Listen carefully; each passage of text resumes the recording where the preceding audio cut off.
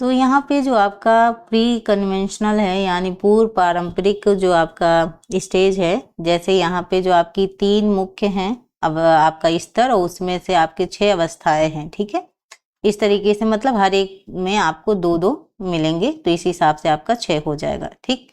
तो यहाँ पे जो आपका पूर्व पारंपरिक है यानी एक तरीके से इस स्टेज में क्या होता है, ये स्टेज का ईयर भी याद रखिएगा, पूर्व परंपरागत का 4 से लेकर 10 वर्ष तक। मैंने मेंशन नहीं किया है लेकिन आप लिख सकते हैं, ठीक है। 4 से लेकर 10 वर्ष तक की जो अवस्था होता है उसमें आज्ञाकारिता और सजा से बचने के लिए बच्चा क्या करता है, नियमों का पालन करता है, क्योंकि उसे डर होता है कि अगर मैं इस रूल्स को फॉलो नहीं करूंगा तो हो सकता है मुझे पनिशमेंट दी जाए, ठीक है। तो इस वजह से वो उस आज्ञा को मानता है।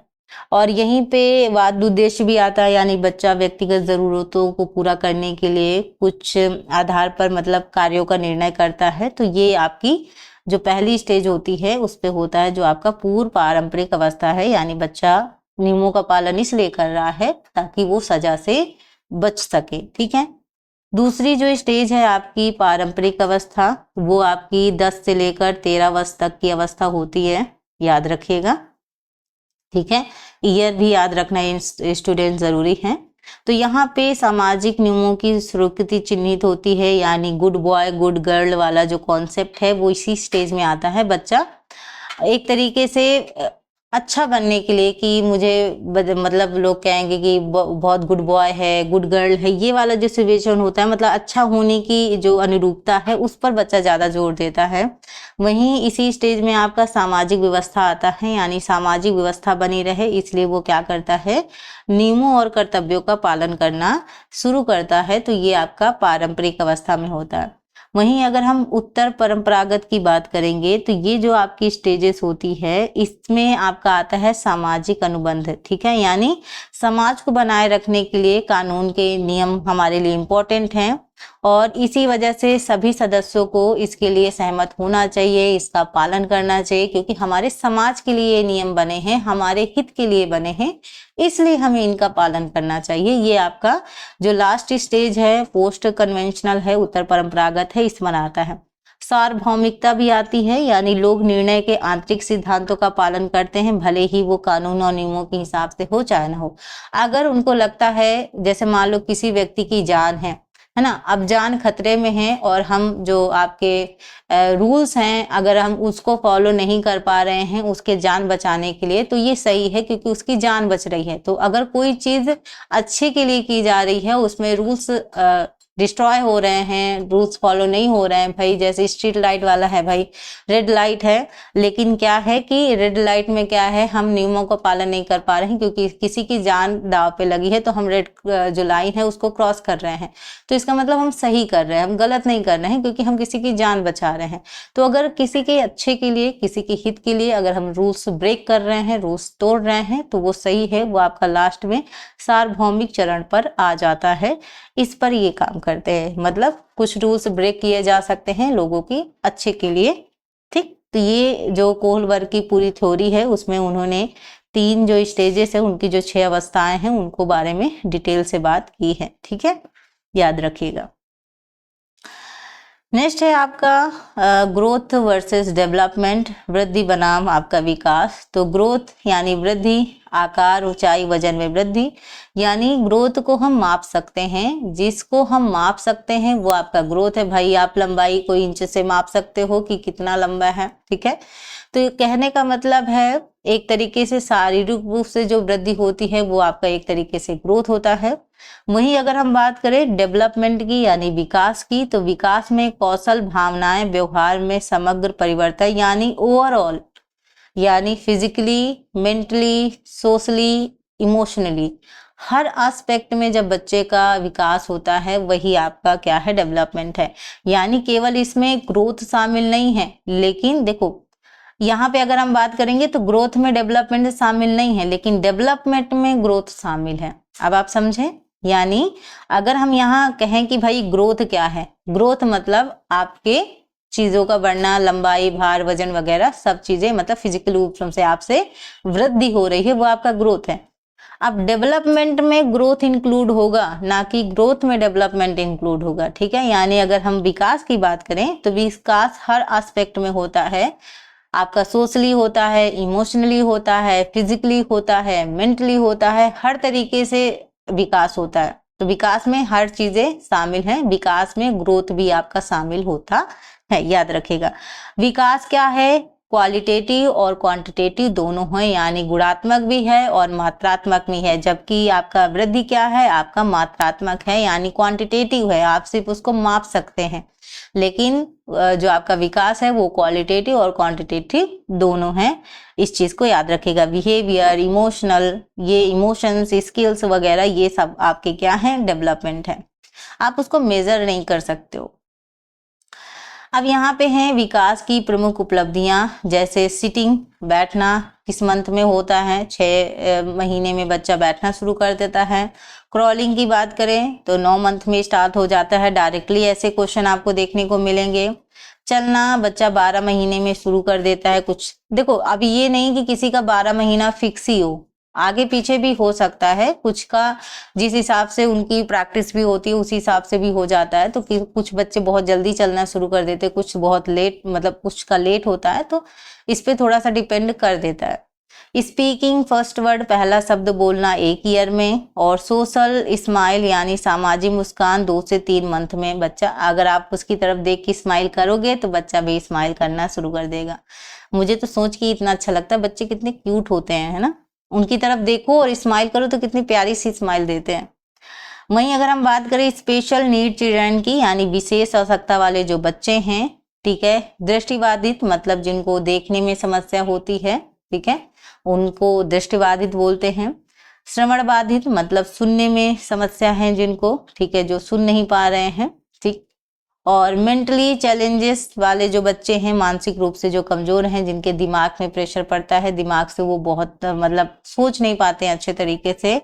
प्रतिभाशाली बच्चे, कुछ गिफ्टेड चाइल्ड भी होते हैं जिनके पास प्रतिभा थोड़ा सा हाई लेवल की होती है, ठीक है, उनके अंदर थोड़ा सा सोचने समझने की क्षमता बेहतर होती है, ये बोला जाता है, ठीक। तो यहाँ पे ये रहा। तो यहाँ पे बात करें अगर हम समावेशी शिक्षा के बारे में, तो समावेशी शिक्षा का मतलब होता है जिसमें सामान्य और विशिष्ट दोनों तरह के बच्चे इन्वॉल्व हों, यानी यहाँ पे हम किसी भी तरीके के बच्चे का बंटवारा नहीं करेंगे। जैसे अभी अगर आप कहें तो मेरे स्कूल में एक ऐसी छात्र थी जहाँ पे उनको बोलने में समस्या थी और उनको क्या कहते हैं, हाथ से उनको लिखने में भी प्रॉब्लम थी, और मतलब वो ठीक तरीके से देख भी नहीं पा रही थी। अगर हर तरीके से कहा जा रहा है तो थोड़ा विशेष बच्चों में वो आती हैं, दिव्यांग टाइप अगर आप उसे कहेंगे तो भी चलेगा। तो यहाँ पे जो आपका बच्चा है वो एक सामान्य स्कूल में आया, यानी हमारे स्कूल में सारे बच्चे ऐसे थे कि जो बिल्कुल सुनने, बोलने और हर तरीके से फिजिकली रूप से स्ट्रांग थे। बस वो एक लड़की थी जो आई थी और उसको प्रॉब्लम हो रही थी।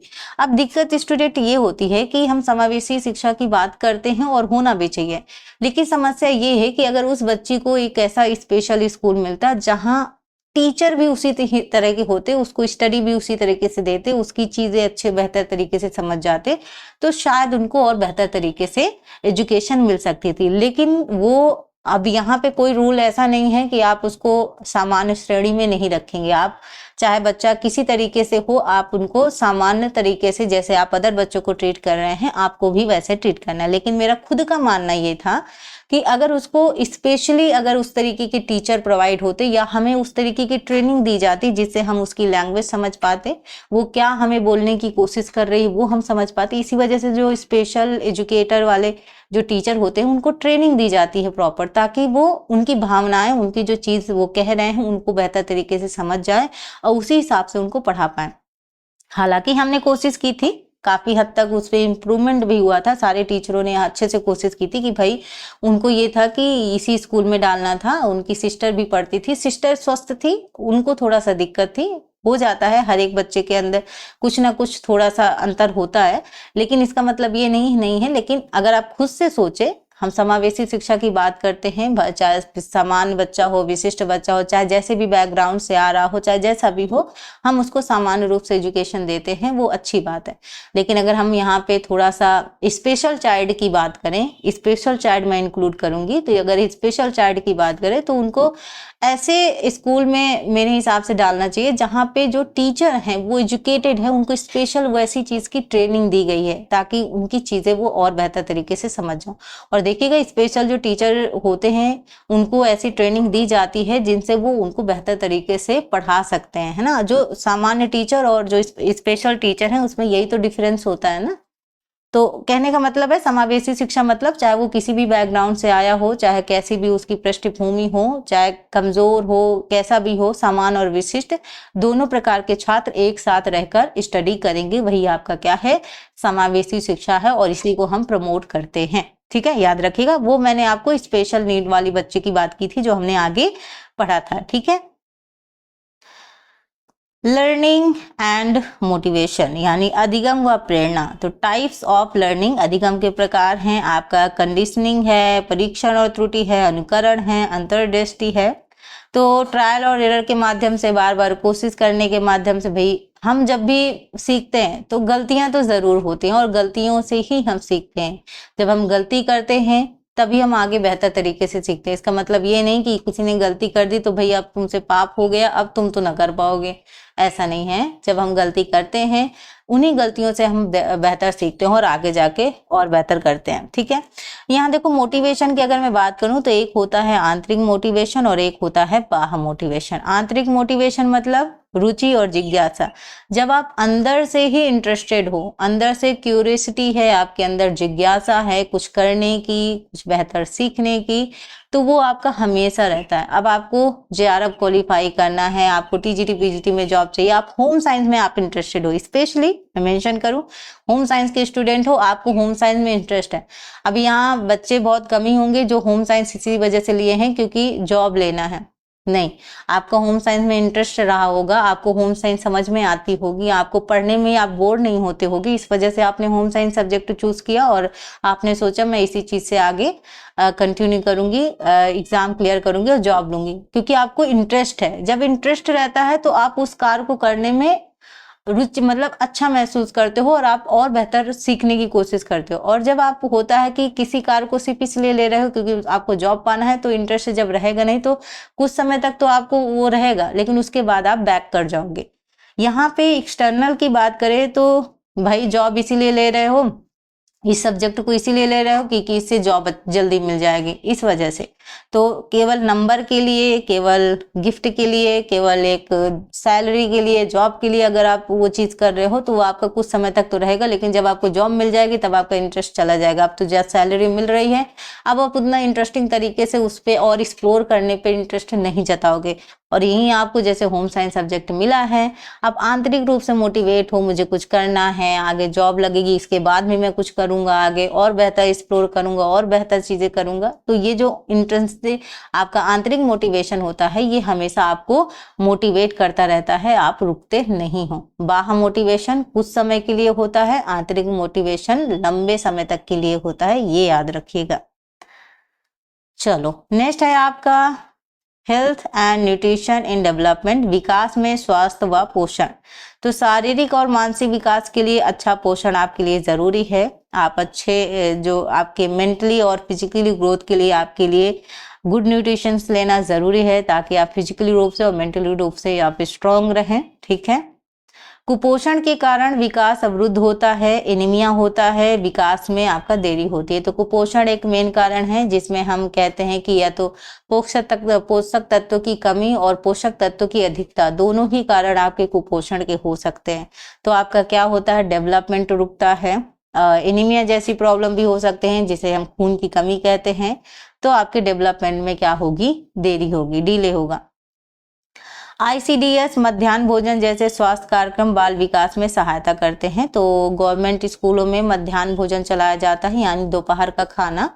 तो जब पूरी क्लास हो जाती है और लंच होता है तो दोपहर के खाने में अलग अलग चीज़ें हफ्ते भर का पूरा रूटीन सेट किया जाता है, जिसमें से दाल चावल, सब्जी चावल, रोटी सब्जी, ठीक है। किसी दिन आपका जैसे तहरी बनता है और बुधवार को आपका दूध वगैरह दिया जाता है, मंडे को फल वगैरह भी आते हैं, मतलब फल तो सुबह सुबह आपको मिल जाएगा, उसके बाद आपका लंच में भी आपको चीजें मिलेगी। तो मध्याह्न भोजन के थ्रू भी एक तरीके से ये कार्यक्रम चलाए जाते हैं। और मध्याह्न भोजन भी एक रीजन है जिससे बच्चे स्कूल में आते हैं। कुछ बच्चों की अगर मतलब ज्यादातर बच्चों की अगर हम बात करें तो एक रीजन ये भी है कि मतलब जैसे गवर्नमेंट स्कूल में बहुत ज्यादा बच्चे जाना पसंद नहीं करते हैं, लेकिन अब धीरे धीरे स्थिति सुधर गई है। पहले की चीजें और खराब थी, लेकिन अभी धीरे धीरे सुधर गया है कि अब क्या करते हैं कि बच्चों को एक तरीके से रोका जा सके थोड़ा सा, तो मध्याह्न भोजन हेल्प भी करता है। और दूसरी बात, बच्चे के स्वास्थ्य के लिए भी जरूरी है और ये अच्छा चीज है। अब बात करें तो खाना भी बेहतर तरीके से मिलता है, बहुत अच्छा खाना मिलता है। मेरे स्कूल में तो अच्छा मिलता था, अभी भी मिलता है। मैं तारीफ नहीं कर रही हूँ, लेकिन रियल में बताएं तो अच्छा मिलता है। ठीक, अब देखो यहाँ पे कुछ बीच बीच में मैंने कुछ क्वेश्चंस भी ऐड किए हैं, लास्ट में तो हम करेंगे ही। पियाजे का पूर्व संचालन जो चरण है यानी प्री ऑपरेशनल स्टेज है, वो किस आयु को कवर करता है? तो 2 से लेकर 7 ईयर तक, ठीक है। और अगर हम सेंसरी की बात करें तो 0 से 2 वर्ष तक। वहीं कॉन्क्रीट की बात करें तो आपका 7 से 11, और फॉर्मल की बात करें तो 11 या 12 से ऊपर की अवस्था। ठीक, उद्योग बनामहीनता एक चरण है जो निम्न द्वारा दिया गया है। किसके द्वारा? एरिक एरिक्सन की जो थ्योरी है उसके द्वारा ये दिया गया है, जो उद्योग बनामहीनता। ठीक, हमने अभी अभी पढ़ा है, उन्हीं क्वेश्चन को थोड़ा रिवाइज कर रहे हैं। कौन सा विकास मात्रात्मक और गुणात्मक होता है? तो वो आपका डेवलपमेंट होता है, जो क्वालिटेटिव और क्वांटिटेटिव दोनों होता है। ग्रोथ क्या होता है स्टूडेंट? ग्रोथ एक आपका केवल क्वांटिटेटिव होता है यानी मात्रात्मक होता है, लेकिन जो डेवलपमेंट होता है क्वालिटेटिव और क्वांटिटेटिव दोनों होता है, ये आपको ध्यान देना है। पैदल चलने का मतलब मील का पत्थर हासिल किया जाता है, ठीक है, 12 महीने में। ठीक, याद रखिएगा। अब जो आपका नेक्स्ट चैप्टर है स्टूडेंट, वो आपका क्या है? वो आपका है ह्यूमन डेवलपमेंट, मानव विकास। इसका भी मीनिंग समझ लेते हैं। यह गर्भावस्था से वृद्धावस्था तक मनुष्य में होने वाला सतत परिवर्तन है, जो हमने पढ़ ही लिया था। प्रिंसिपल भी इसके पढ़ लिए, मुझे लग रहा है मैंने दोबारा इसको रिपीट कर दिया। ये चीजें हम ऑलरेडी पढ़ चुके हैं कि विकास निरंतर चलने वाली प्रक्रिया है, विकास निश्चित दिशा का अनुसरण करती है, सेफेलोकॉर्डल है यानी सिर से पैर की ओर होता है। ठीक है, ये हमने पढ़ लिया था। प्रॉक्सिमोडिस्टल भी पढ़ लिया था। ये सब हम पढ़ चुके हैं। ये हम लोग दोबारा इसमें आपकी पीडीएफ में ऐड हो गया है। इसको मैं क्या करूंगी, थोड़ा सा बदलाव कर दूंगी। ठीक है, ये सारी चीजें हम पढ़ चुके हैं, मैंने दोबारा ही ऐड कर दिया। ठीक है, रिसोर्स मैनेजमेंट एंड कंज्यूमर आपका साइंस, संसाधन प्रबंधन एवं उपभोक्ता विज्ञान। ठीक है, ये आपका जो दिया हुआ है स्टूडेंट, इस पे संसाधन प्रबंधन का अर्थ, ये सब भी हम पढ़ चुके हैं। ये क्यों इतना रिपीट हो रहा है? ये हम लोग पढ़ नहीं चुके? बताइएगा, पढ़े हैं कि नहीं? अब हमको पढ़ना है आपका क्लॉथिंग एंड टेक्सटाइल। आपके सारे यूनिट्स हो गए हैं, क्लॉथिंग एंड टेक्सटाइल हमें पढ़ना है। ठीक है, वो हम पढ़ेंगे। ठीक, इसको मैं सही कर दूंगी। ये देखो टाइम एनर्जी वगैरह हम सब पढ़ चुके हैं। ये रहा आपका जो नेक्स्ट है, यस, टेक्सटाइल एंड क्लोथिंग वाला है। ये जब मैं आपको पीडीएफ सेंड करूंगी तो जो चीजें मैंने रिपीट कर दी हैं उसको मैं एक बार सही कर दूंगी। तो जो आपका है टेक्सटाइल एंड क्लॉथिंग का जो आपका टॉपिक है, वस्त्र एवं परिधान, मीनिंग और टेक्सटाइल का जो हम देखते हैं, वस्त्रों का अर्थ क्या है? वस्त्र उन कपड़ों या कपड़ों को कहते हैं जो तंतु यानी प्राकृतिक या कृत्रिम तंतु से क्या किए जाते हैं, बनाए जाते हैं।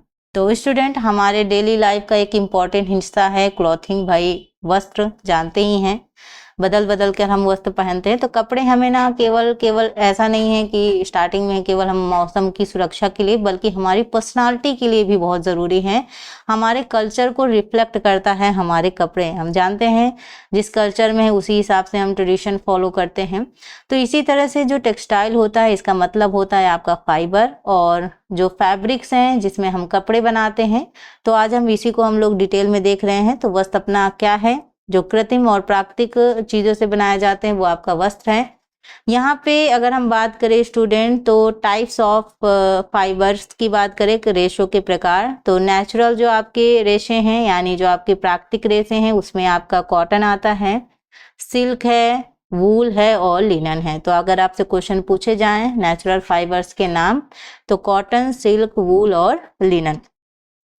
वहीं बात करें कृत्रिम रेशे यानी मैन मेड जो आपके फाइबर हैं, वो है रेयॉन, नायलॉन, पॉलिस्टर और एक्रेलिक। तो ऐसे क्वेश्चन आपके डायरेक्टली देखने को मिलते हैं, तो याद रखिएगा इस तरीके के प्रश्न अगर आप प्रैक्टिस करेंगे तो देखो डायरेक्टली क्वेश्चन ही मैं करा रही हूँ ताकि आपको दिक्कत ना हो। ठीक है, चलो आगे बढ़ते हैं और आगे देखते क्या है रेशों के गुण।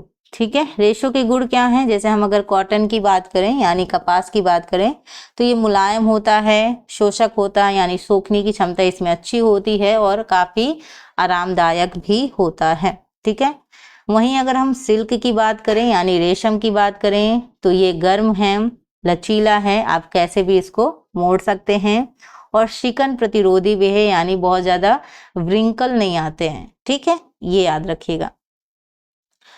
वूल की बात करें, ऊन की बात करें तो ठंडियों में आप गर्म जो ऊनी कपड़े हैं उनको पहनते हैं तो गर्म होता है, लचीला होता है और शिकन प्रतिरोधी भी होता है, मतलब इसमें प्रेस वॉश करने की आपको जरूरत नहीं पड़ती है वूल के कपड़ों में। ठीक है, अगर मान लो वूल के कपड़ों में प्रेस करना भी पड़े तो आप कैसे करेंगे? जैसे अब जो आपकी मशीन के द्वारा बनाए जाते हैं, कई बार आपको लगता है कि जैसे प्रेस करना है तो उसके ऊपर अखबार में रख के तब आप करेंगे तो खराब नहीं होगा, नहीं चिपक जाएगा।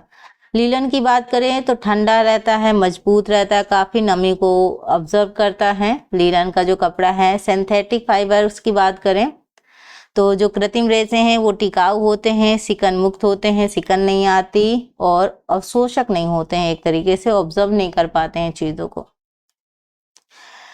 यार्न एंड फैब्रिक्स फॉर्मेशन की बात करें, सूत और जो वस्त्र निर्माण है उसकी बात करें तो स्पिनिंग की बात करें, काटना। ठीक है, तो रेशों को धागों में पहले क्या किया जाता है? लपेटा जाता है, ट्विस्ट किया जाता है। ठीक है, बुनाई की बात करें तो कपड़ा बनाने के लिए धागों को आपस में क्या करना, जोड़ना क्या बनाता है बुनाई। आप स्वेटर वगैरह बुनते हैं तो पता होगा आपको, है ना। तो बुनाई में क्या कर रहे हैं आप? एक धागे को दूसरे धागे से, मतलब जो आपका ऊन है उसको आप एक दूसरे से जोड़ते हैं तभी आपका पूरा तैयार होता है। वहीं बुनाई बुनकर विधि की बात करें तो कपड़े में जो फंसे धागे हैं, ठीक है, उससे। वहीं अगर हम बात करें गैर बुने वस्त्र की तो महसूस किया, बंधुआ कपड़े वगैरह, ये सारा चीज आ जाता है। नेक्स्ट बात करते हैं आपका वस्त्रों पर परिष्करण की बात करें, फिनिशिंग की बात करते हैं। ठीक है, यहाँ अगर कहें यांत्रिक परिष्करण यानी कैलेंडरिंग आता है, आपका श्रिंकिंग आता है। वहीं अगर हम केमिकल की बात करें तो आपका विरंजन है, रंगाई छपाई है, जल रोधक है यानी ब्लांचिंग है, डाइंग है, प्रिंटिंग है, वाटरप्रूफिंग है, ये सारी चीजें आपका किसमें आता है? केमिकल फिनिशिंग में आता है। ठीक है, देन बात करें आपका क्लॉथिंग की, ठीक है, यानी वस्त्र निर्माण की, तो आपका सबसे पहले ड्राफ्टिंग आएगा यानी पैटर्न तैयार करना। कई बार इसके सीक्वेंस आपसे पूछे जाते हैं कि स्टार्टिंग से अरेंज कीजिए, सीक्वेंस में लगाइए। तो सबसे पहले आप पैटर्न तैयार करोगे, ठीक है, प्रिपेयर करोगे पैटर्न को। फिर उसके बाद आपका सिलाई आएगा, स्टिचिंग आएगा यानी कपड़ों की सिलाई करना। ठीक, देन उसके बाद सीम व परिष्करण आएगा यानी कपड़ों में साफ सफाई और टिकाऊपन के लिए ये सारा चीज किया जाता है। ठीक, देन आपका आता है फंक्शंस ऑफ क्लॉथिंग यानी वस्तुओं के कार्य की बात करें। ये जो स्टूडेंट टेक्सटाइल का जो आपका चैप्टर है इसको मैं और अच्छे से एक्सप्लेन करूंगी एक अलग से ही वीडियो बना के। सो आप उस वीडियो को देखिएगा, उसमें हम लोग डिटेल में एक एक चीज पे, एक एक टॉपिक पर डिटेल में बात करेंगे। ठीक है, प्रोटेक्शन की बात करें, सुरक्षा की बात करें, अभी तो हम रिवीजन कर रहे हैं तो रिवीजन के बेस पर सारी चीजें करेंगे। गर्मी, सर्दी, धूल, बारिश से आपको क्या करता है? एक तरीके से सुरक्षा प्रदान करता है। सजावट की बात करें तो सुंदरता आपको बढ़ाता है। ठीक है, शालीनता की बात करें तो सामाजिक मानदंडों को एक तरीके से बनाए रखता है, मेंटेन करता है आपके सोशल नॉर्म्स को। स्टेटस सिंबल की बात करें, प्रतिष्ठा, तो संस्कृति और आर्थिक स्थिति को भी ये दर्शाता है, आपके कल्चर को, आपके इकोनॉमिक बैकग्राउंड को, स्टेटस को भी ये डिफाइन करता है। ठीक है, ट्रेडिशनल एंड मॉडर्न टेक्सटाइल की बात करें, पारंपरिक व आधुनिक वस्त्र की बात करें तो जैसे पारंपरिक वस्त्र में आपका बनारसी, रेशम, खादी, इक्कत, चंदेरी, कांचीवरम जो रेशम है, ये सारी चीज़ें आ जाएंगी ट्रेडिशनल टेक्सटाइल में। वहीं मॉडर्न टेक्सटाइल में मिश्रित कपड़े आएंगे, पॉली कॉटन, टेरी कॉटन, ये सारी चीज़ें इस पे आ जाएंगी। ठीक है, अब देखते हैं आपके प्रश्न उत्तर। तो अब आप सभी लोग आंसर देने के लिए तैयार हो जाइए। चलो,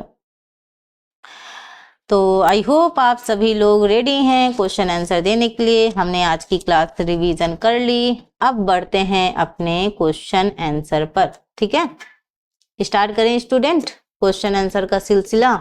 चलो स्टार्ट करते हैं। तो सबसे पहला क्वेश्चन है कि चावल की पॉलिशिंग यानी मिलिंग की प्रक्रिया में कौन सा विटामिन नष्ट हो जाता है। जल्दी जल्दी बताइएगा, बहुत ज़्यादा समय नहीं लेंगे, वैसे भी मैंने बहुत ज़्यादा आपका समय लिया है। आप इस क्लास को थोड़ा थोड़ा करके भी देख सकते हैं अगर आपको बहुत बड़ी लग रही है तो। विटामिन ए, विटामिन B1 यानी थायमिन, विटामिन सी और या विटामिन डी। फटाफट बताइएगा आंसर इसका क्या होगा, जल्दी जल्दी।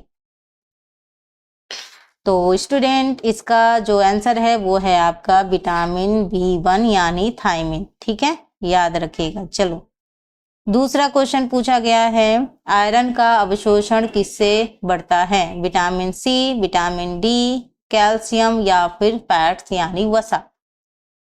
तो आयरन का अवशोषण किससे बढ़ता है स्टूडेंट, फटाफट आंसर दीजिएगा। सो इसका जो राइट आंसर है वो है आपका विटामिन सी। ठीक है, विटामिन सी इसका करेक्ट आंसर होगा, जिसकी कमी से स्कर्वी नामक रोग होता है। प्रोटीन दक्षता अनुपात PER क्या दर्शाता है। प्रोटीन दक्षता अनुपात जो PER है वो क्या दर्शाता है। आपके ऑप्शंस हैं, शरीर की प्रोटीन आवश्यकता, प्रति यूनिट प्रोटीन सेवन से वजन में वृद्धि, पाचन के दौरान प्रोटीन की हानि या फिर प्रोटीन का जैविक मूल्य। बताइएगा, चारों ऑप्शंस आप सभी के सामने हैं। तो यहाँ पे जो आपका करेक्ट आंसर है वो स्टूडेंट क्या होने वाला है बताइएगा। तो वो स्टूडेंट आंसर है weight gain per unit protein consumed. तो आपका जो ऑप्शन बी है ये आपका क्या है, PER को दर्शाता है।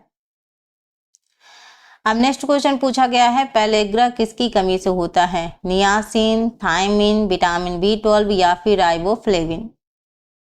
पेलेग्रा, हमने अभी सारी बीमारियों के नाम पढ़े थे, जिससे मैंने कहा था कि कई बार डायरेक्टली भी आते हैं, कई बार मिलान के थ्रू आते हैं। तो बताइएगा आंसर क्या होगा। इसका जो आपका आंसर होगा वो होगा आपका नियासिन। तो महामैराथन की क्लास में हम लोग सिलेबस के साथ साथ अपने क्वेश्चन आंसर भी सॉल्व कर रहे हैं। इसको अगर आप 2-3 बार भी क्लास देख लेंगे तो आपका आराम से सब रेडी हो जाएगा। बाद में हम लोग प्रैक्टिस तो और करते ही रहेंगे। टमाटर के लाल रंग के लिए कौन सा पिगमेंट उत्तरदायी है। जो टमाटर का आप देखते हैं लाल कलर टमाटर का होता है, लाल टमाटर बड़े मजेदार बच्चे करते हैं। तो इसमें किसकी वजह से होता है, क्लोरोफिल, लाइकोपिन, एंथ्रोसायनिन या फिर जैंथ्रोफिल। तो लाल टमाटर का जो कलर होता है वो किस पिगमेंट की वजह से होता है, तो लाल से लाल और लाल से लाइकोपिन। याद रखिएगा, आसानी होगी आपको लाल टमाटर याद करने में। ठीक है, लाइकोपिन इसका करेक्ट आंसर है। अब देखो होम मैनेजमेंट से क्वेश्चन देखें तो पूछा गया है कि समय प्रबंधन की सर्वोत्तम विधि कौन सी है। तो which is the best method of time management. तो आपका है कार्यों को बेहतरीन ढंग से करना। ठीक है, बी है समय सारणी तैयार करना, सी है कम महत्वपूर्ण कार्यों की अनदेखी करना और डी है देर रात तक काम करना। बताइएगा समय प्रबंधन की सबसे जो उत्तम विधि है वो क्या है। तो यहाँ पे क्या है, प्रिपेयरिंग टाइम शेड्यूल। हमने कहा था अपना जो समय सारणी है उसको तैयार करना, ये आपके लिए जरूरी है। ठीक, नेक्स्ट क्वेश्चन है, कार्य सरलीकरण का सिद्धांत क्या है, यानी वर्क सिंप्लीफिकेशन का जो प्रिंसिपल है वो आपसे पूछा गया है। अधिकतम प्रयास, न्यूनतम आराम, न्यूनतम प्रयास, अधिकतम दक्षता, लगातार काम करें और डी है अधिक मानवीय ऊर्जा का उपयोग करें। वर्क सिंप्लीफिकेशन मतलब क्या है ये हम पहले भी डिस्कस कर चुके हैं। ठीक है, तो यहाँ पे न्यूनतम प्रयास और अधिक दक्षता ये आपका क्या होगा, राइट आंसर होगा। ठीक है, ऑप्शन जो बी है वो आपका क्या होगा, करेक्ट आंसर होगा। बढ़ते हैं नेक्स्ट क्वेश्चन की ओर। गृह बजट योजना के लिए कौन सा चार्ट प्रयोग होता है? आपका गैंट चार्ट, पाई चार्ट, प्रवाह चार्ट या बार चार्ट, बार डायग्राम। ठीक है, तो यहाँ अगर हम बात करें गृह बजट योजना के लिए कौन सा चार्ट प्रयोग किया जाता है, सो वो है आपका पाई चार्ट। ठीक है, ऑप्शन जो बी है वो आपका क्या होगा, राइट आंसर होगा। चलिए, अर्गोनॉमिक्स किससे संबंधित है? जो आपका अर्गोनॉमिक्स है वो किससे संबंधित है? आपके ऑप्शंस हैं खाद्य संरक्षण, बी है घरेलू सजावट, सी है मनुष्य और उसके कार्य वातावरण के बीच संबंध, और डी है पोषण विज्ञान। बताइएगा, अर्गोनॉमिक्स किससे संबंधित है? ठीक है, तो ये आपका संबंधित है relationship between man and his work environment. तो आपका मनुष्य और उसके कार्य वातावरण के बीच जो संबंध है ये आपका क्या होगा, करेक्ट आंसर होगा ऑप्शन सी। ठीक, चलो नेक्स्ट क्वेश्चन है, निम्नलिखित में से कौन सा अमूर्त संसाधन है? अमूर्त संसाधन, non material resource, money, energy, उसके साथ साथ टाइम एंड प्रॉपर्टी। तो कौन सा अमूर्त संसाधन है ये आपको बताना है। तो जो आपका अमूर्त संसाधन है वो आपका क्या है, सबसे कीमती हमारा टाइम। अरे भैया बहुत गोला बन गया, रुको, टाइम टाइम। ये क्लास पसंद आ रही हो स्टूडेंट, लाइक शेयर सब्सक्राइब कर सकते हैं, मुझे बहुत खुशी होगी। और प्लीज कमेंट जरूर कीजिएगा, आप लोग कमेंट में बहुत कंजूसी करते हैं, एक कमेंट करेंगे तो मुझे कितना अच्छा लगेगा, बताओ, बहुत अच्छा लगेगा। चलो, लीलन तंतु किससे प्राप्त होता है? लीलन जो आपके तंतु हैं किससे प्राप्त होता है? कपास का पौधा, सन का पौधा, जूट का पौधा या फिर सन का पौधा फिर से आ गया, फ्लैक्स प्लांट, हेम्प प्लांट का है। दो बार लिखा हुआ है। ठीक है, डिफरेंट है, हिंदी सेम है और जो इंग्लिश है वो डिफरेंट है, देखिएगा। यहाँ पे जो लीलन तंतु है किससे प्राप्त होता है ये आपको बताना है, तो ये आपका है फ्लैक्स प्लांट। ठीक, याद रखेंगे। चलो नेक्स्ट क्वेश्चन है, प्रोटीन तंतुओं की पहचान के लिए कौन सा परीक्षण किया जाता है? प्रोटीन तंतुओं की पहचान के लिए कौन सा परीक्षण किया जाता है ये आपको बताना है। एसीटोन परीक्षण, जलने का परीक्षण, सूक्ष्म परीक्षण या फिर रासायनिक घुलनशील परीक्षण। तो प्रोटीन तंतुओं की पहचान के लिए कौन सा परीक्षण किया जाता है ये आपको बताना है। सो स्टूडेंट, इसका जो राइट आंसर है वो है आपका जलने का परीक्षण यानी बर्निंग टेस्ट। आपका बी ऑप्शन करेक्ट होगा। नेक्स्ट क्वेश्चन है आपका, मॉइस्चराइजेशन किसके लिए किया जाता है? आपका वूल है, देन आपका कॉटन, सिल्क या फिर नायलॉन। तो जो मॉइस्चराइजेशन है वो किसके लिए किया जाता है ये आपको बताना है। तो स्टूडेंट, इसका जो आपका राइट आंसर होगा वो आपका होगा कॉटन। मैं बहुत ज़्यादा फास्ट तो नहीं चल रही, फास्ट इसलिए चल रही हूँ क्योंकि हम लोग केवल रैपिड तरीके से क्वेश्चन आंसर सॉल्व कर रहे हैं, इस वजह से। ठीक, नेक्स्ट क्वेश्चन है कि कौन सी फिनिश कपड़े को सिलवटों से बचाती है? आपका है कैलेंडरिंग, बी है आपका क्रीज प्रतिरोधी फिनिश, सी है सैनिटाइजिंग और डी है कठोर खत्म स्टफ फिनिश। कितना हिंदी कितना शुद्ध लिखा है। कौन सी फिनिश कपड़े को सिलवटों से बचाती है ये आपको बताना है, बताइएगा। तो यहाँ पे आपका होगा क्रीज प्रतिरोधी फिनिश। ठीक है, आपका बी आंसर करेक्ट होगा।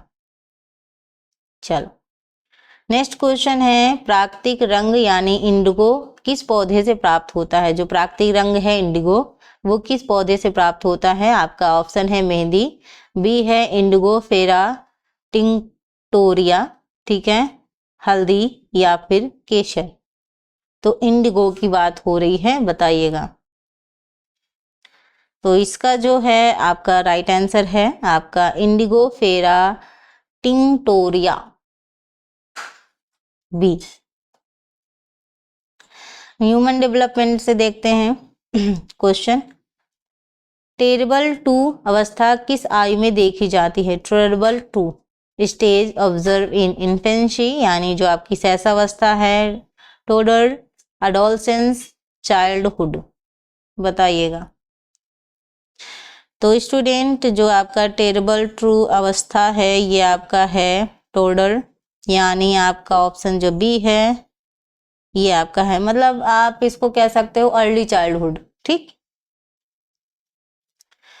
नेक्स्ट है आपका व्यक्तित्व के मनोविश्लेषणात्मक सिद्धांत के प्रवर्तक कौन है? एरिक एरिक्सन, जीन पियाजे, सिगमंड फ्रॉयड या फिर स्किनर महोदय। तो व्यक्तित्व के मनोविश्लेषणात्मक सिद्धांत के प्रवर्तक किसे कहा जाता है? तो यहाँ पे जो आपका राइट आंसर है वो है आपका सिगमंड फ्रॉयड। ठीक है, आपके ऑप्शन बी सी आपका राइट आंसर है, सिगमंड फ्रॉयड महोदय हैं इसके। ठीक, ग्रोथ क्या है? ग्रोथ क्या है? आपका क्वांटिटेटिव इंक्रीज इन साइज, ठीक है, आपका क्वालिटेटिव चेंज, सोशल डेवलपमेंट या इमोशनल मैच्योरिटी, यानी भावनात्मक परिपक्वता, सामाजिक विकास, आपका गुणात्मक परिवर्तन या फिर आपका मात्रात्मक इंक्रीज इन साइज, मतलब बढ़ना उसका। बताइएगा ग्रोथ क्या है? तो ग्रोथ नेचुरल सी बात है, हमने बात की ही है। क्या है आपका? Quantitative increase in size, height, weight वगैरह का बढ़ना आपका क्या है? ग्रोथ है। किस अवस्था को गैंग अवस्था कहा जाता है? गैंग एज किसे कहा जाता है? कई बार आपसे पूछा जाता है। तो यहाँ पे आपका टोडरहुड, यानी आप अर्ली चाइल्डहुड कह सकते हो, लेट चाइल्डहुड आपका 6 से 12 ईयर, एडोलसेंस या फिर आपका इन्फेंसी, कौन सी स्टेज हो सकती है? तो यहाँ पे जो गैंग एज है वो 6 से 12 वर्ष की अवस्था है, यानी लेट चाइल्डहुड है। ठीक है, चलो नेक्स्ट क्वेश्चन है, मनोसामाजिक विकास का सिद्धांत किसने दिया? हम पढ़ चुके हैं शायद, क्या? एरिक्सन, फ्रॉयड, स्किनर या फिर बंडूरा। साइको सोशल डेवलपमेंट आपका किसका है? एरिक्सन का है। किसका है? आपका एरिक्सन महोदय जी का है, ऑप्शन ए आपका सही होगा।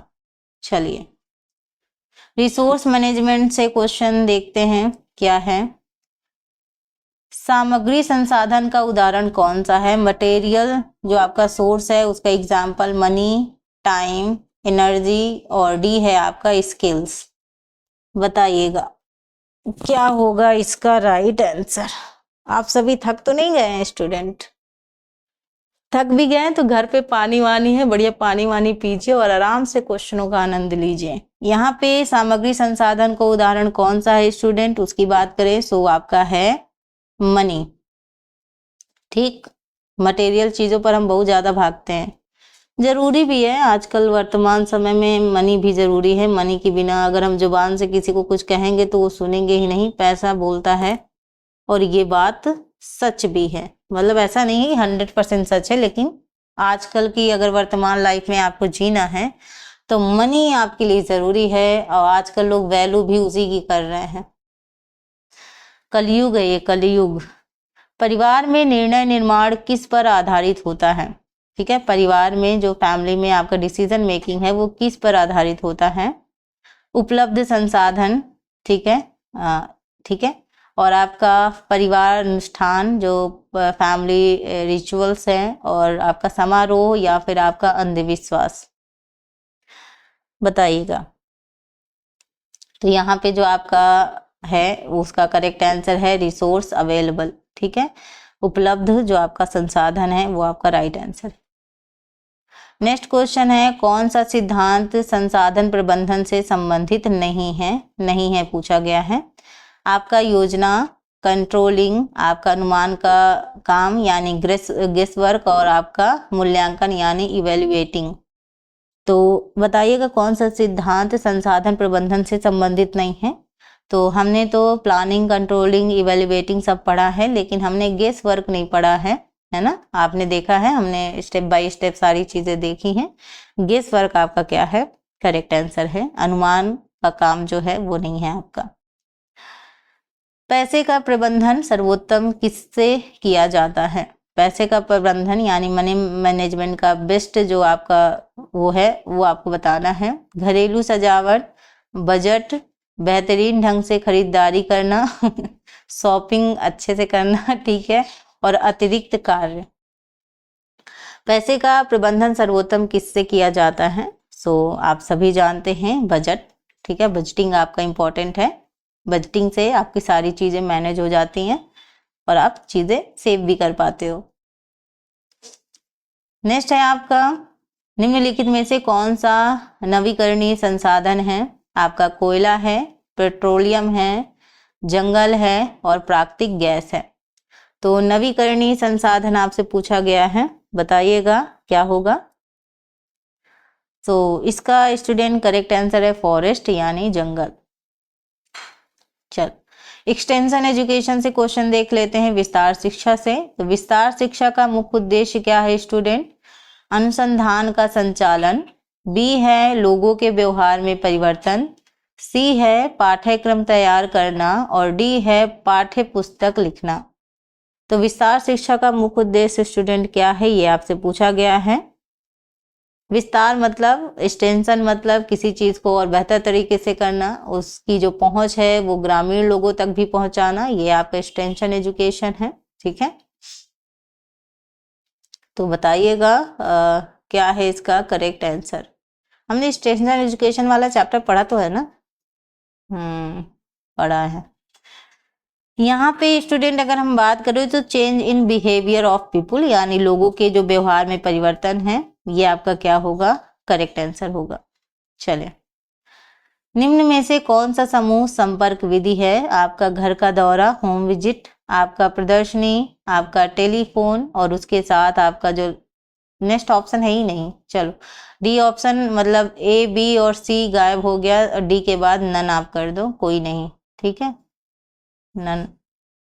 तो कौन सा समूह संपर्क विधि है, ये आपसे पूछा गया है। ग्रुप कॉन्टेक्ट आपका जो मेथड है वो आपसे पूछा गया है, तो वो है आपका प्रदर्शनी। ऑप्शन जो आपका बी है वो आपका राइट आंसर होगा। T&V सिस्टम, टीवी आप कह रहे हो नहीं, T&V सिस्टम एक्सटेंशन में T&V प्रणाली का अर्थ क्या है? प्रशिक्षण और दौरा, परीक्षण करें और सत्यापित करें, सिखाएं और महत्व दें या फिर स्थानांतरण और सत्यापन। ये क्वेश्चन शायद आपने पहली बार सुना हो, मुझे ऐसा लगता है, बाकी हो सकता है आपने सुना भी हो, बताइएगा। तो यहाँ पे T&V जो V है इसका जो आपका मतलब है वो आपका है training and visit. Training and visit यानी प्रशिक्षण और आपका दौरा इसका होगा, ठीक। भारत में पंचायती राज प्रणाली कब प्रारंभ हुई? 1952, 1959, 1965 या 1971? बताइएगा भारत में पंचायती राज प्रणाली कब आरंभ हुई? वो उसका ईयर है 1959, ये आपका करेक्ट जाएगा। विस्तार शिक्षा के जनक किसे कहा जाता है? केल्सी को, लीगन्स को, मोसेर को या फिर नैप को? तो विस्तार शिक्षा के जनक कौन है? तो विस्तार शिक्षा के जो स्टूडेंट जनक है वो है लीगन्स। ऑप्शन जो बी है वो आपका सही है। नेक्स्ट अभी कुछ क्वेश्चन ही बाकी हैं, ज्यादा नहीं है। क्लॉथिंग से देखते हैं, परिधान निर्माण और फैशन से। कढ़ाई में प्रयुक्त मूल टांका कौन सा है?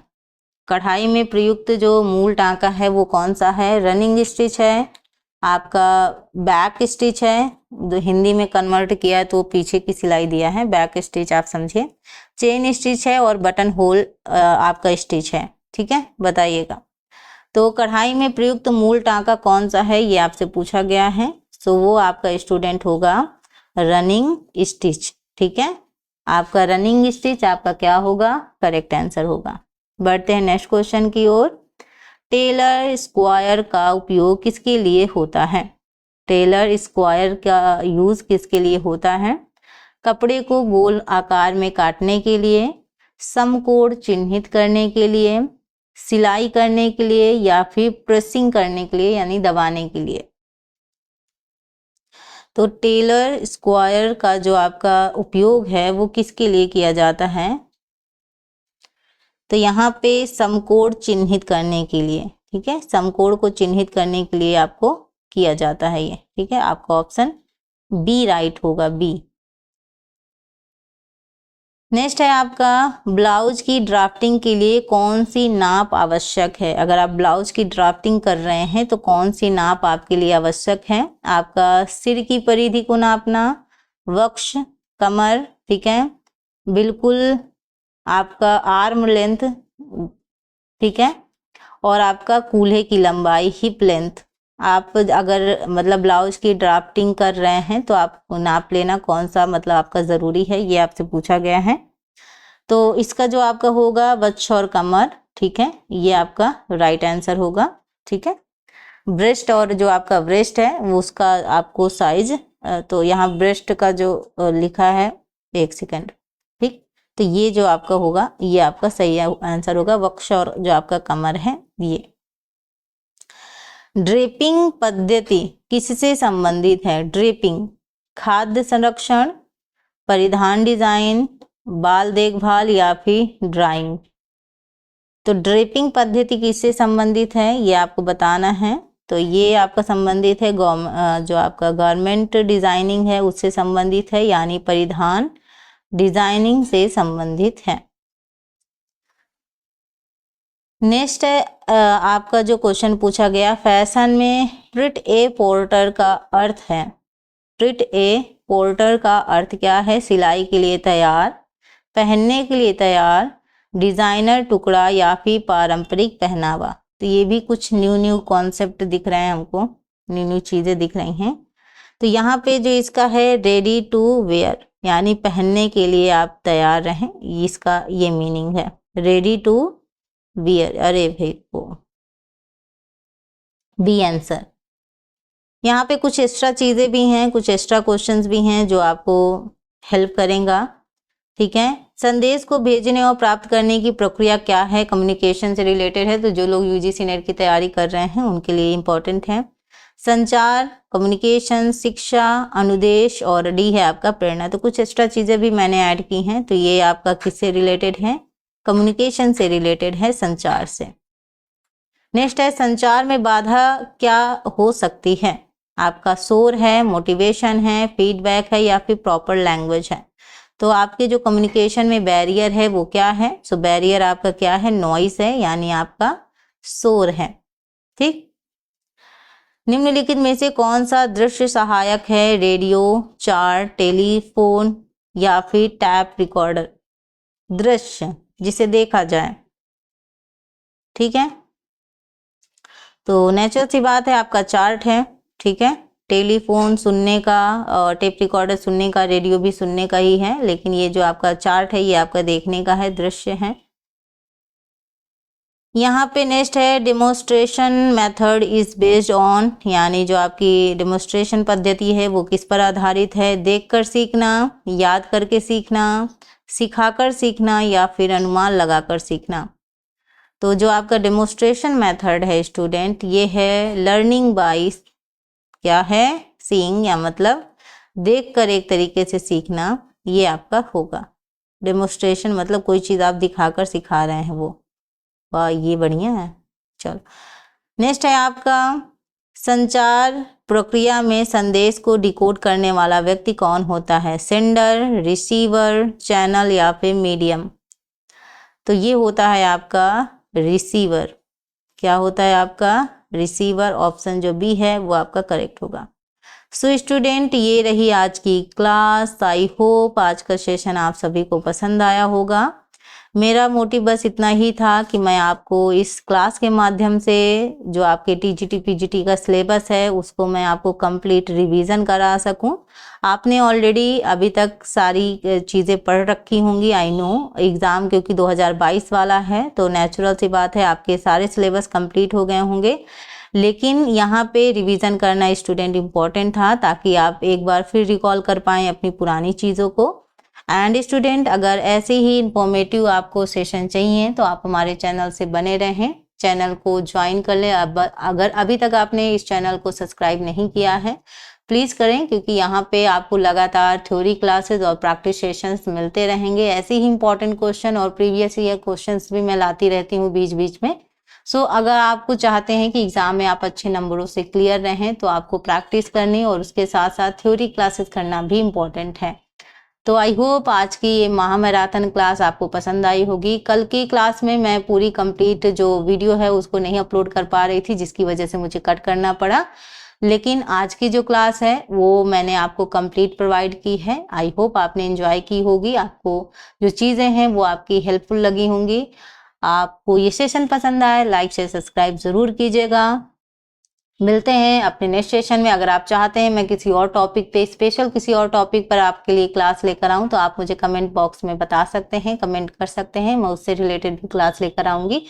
एंड मिलते हैं, और मैं आप सभी के कमेंट का रिप्लाई देती हूँ, आप सभी को पता है, तो कमेंट करना ना भूलें। मुझे कमेंट आप सभी के पढ़कर बहुत खुशी होती है। और आप सभी को बैचेस खरीदने की ज़रूरत नहीं है, फ्री में जब यूट्यूब में चीज़ें प्रोवाइड हो रही हैं तो उनका आप लाभ ले सकते हैं। बहुत सारे ऐसे स्टूडेंट हैं जो बैच नहीं खरीद सकते, मैं बैच प्रोवाइड करती भी नहीं हूँ। सो आप फ्री में क्लासेस देख सकते हैं, और यूट्यूब अच्छा प्लेटफॉर्म है, यहाँ से आपको हेल्प ज़रूर मिलेगी। सो स्टूडेंट, अपना ख्याल रखिएगा, आपका ख्याल रखना बहुत ज़रूरी है। खुद का ख्याल रखेंगे तभी स्टडी अच्छी होगी, और अपने माता पिता का ख्याल रखना मत भूलिएगा। मिलते हैं अपने नेक्स्ट सेशन में। Thank you for watching. आप सभी का ये क्लास लेने के लिए बहुत बहुत धन्यवाद, और ऐसे ही सपोर्ट बनाए रखें। Thank you, bye bye.